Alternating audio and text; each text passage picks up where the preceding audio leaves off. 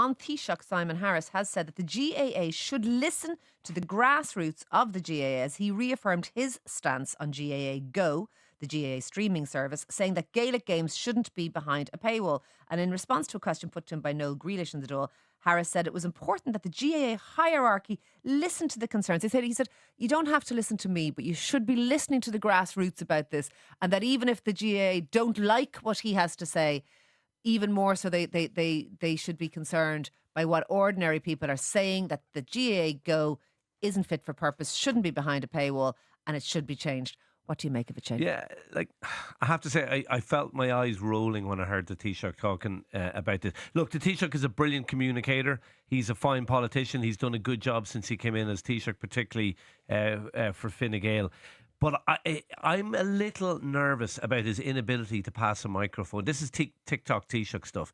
His inability to pass a microphone without first sticking his finger in the air and seeing what way the wind is blowing, and then rowing in accordingly. Like, there are issues with GAAGO. Are you saying he's populist? Because yeah, I think we on this show, you and I accuse quite a lot of politicians of populism. Is this another form of it? I think totally he has been populist on this. Look, there are issues with GAAGO. And like the obvious game was the Cork Limerick game that was on a Saturday that wasn't on RTÉ.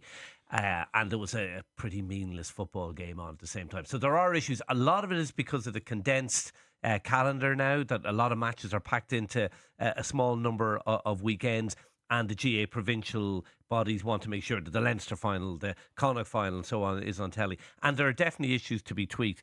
But the idea that there shouldn't be any paywall, that there shouldn't be a GAAGO, like the GA lost a lot of revenue when Sky pulled out. That revenue has to be recouped. It is somewhere. quite a modest fee. I mean, if you consider what you pay on Netflix or any of the big streaming services. Or LOI TV that I subscribe to for League of Ireland game. It's more than 79. Well, sorry, it's a full similar year is amount, available for €79 a year, or which is about £2 a game. But you can also get, if you're a GA member, a discount. So it's actually €71 a year. It's not big money. It's not. Now, look, I know there are problems, and I know some people find the idea of streaming service, there's a challenge to that. And I am not diminishing those issues, and I'm not diminishing the issues that I think there's a little bit of cynicism about how the GAA picked which games it picked and so on. Did they look to make it more attractive? And I think they stand open to criticism. We and will be questioning interviewing Liam O'Neill, former head of the GAA, a bit later on the show. I know I've interviewed other GAA people before who said if they didn't have some attractive games on GAAGO, no one would subscribe. You can't just put the unattractive. What about the fact, Shane, that it is an amateur game and the ethos is amateur? Does that change the fact that it's behind a paywall? I do get that argument, but at the same time, it's also an organisation that requires a lot of revenue, and I think that is necessary. One other very quick point. Interesting that the Taoiseach didn't mention RTÉ in this. They are a 50% partner in GAAGO.